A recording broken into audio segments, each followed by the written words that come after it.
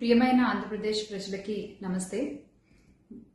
జరిగిన ఎన్నికల్లో ప్రజలు ఇచ్చిన తీర్పుని స్వాగతిస్తున్నాము. ఖచ్చితంగా ఈ క్షేత్ర స్థాయిలో జరిగినటువంటి ఎన్నికల్లో ప్రజలదే అంతిమ తీర్పు. మీ తీర్పుని ఖచ్చితంగా స్వాగతిస్తున్నాం, గౌరవిస్తున్నాను. ముందుగా అఖండ విజయాన్ని మూటగట్టుకున్న కూటమికి ధన్యవాదాలు.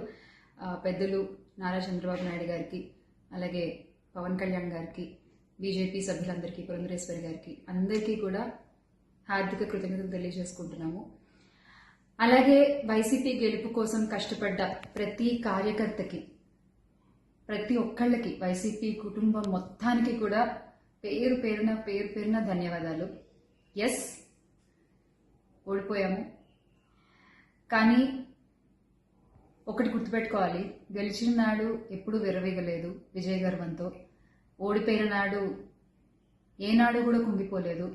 అలాగే ఈసారి కూడా మన జగన్మోహన్ రెడ్డి గారు మరింత బలాన్ని పుంజుకుని మళ్ళీ ఖచ్చితంగా మీ అందరి సపోర్ట్తో మనందరం కలిసి జగనన్నతో నడిస్తే ఖచ్చితంగా మళ్ళీ ఒక మంచి ప్రభుత్వంగా మనం ఏర్పాటవుతాము. దేవుడిపై నమ్మకం ఉంచి ప్రజలకి మంచి జరగాలని కోరుకుంటూ, ఎస్, ఎప్పటికీ జగనన్నతోనే అందరం కలిసి నడుద్దాము, మంచి చేద్దాం. ఏదైనా ప్రజలకి మంచి జరగడం ముఖ్యం. ఈ 5 ఏళ్లు కూడా ఆంధ్రప్రదేశ్కి ఎంత మంచి జరగాలో అంత మంచి జరగాలని మనస్ఫూర్తిగా కోరుకుంటున్నాను. జై వైసీపీ, జై జగన్. థ్రెటనింగ్ కాల్స్ గురించి వచ్చేసరికి, ఎస్, చాలా కాల్స్ వస్తున్నాయి, చాలా బెదిరిస్తున్నారు. ఒక రకమైన భయంగానే ఉంది నాకు కూడా. కానీ ఏంటంటే ఒకటే చెప్పాలండి, నేను మీకు ఒకటి నచ్చుతుంది, నాకు ఒకటి నచ్చుతుంది, అలా అని చెప్పి మీకు నచ్చింది నాకు నచ్చిందని చెప్పి మీరు బతకడానికి వీల్లేదు అంటే ఇది చాలా అన్యాయం అన్న, చాలా అన్యాయం.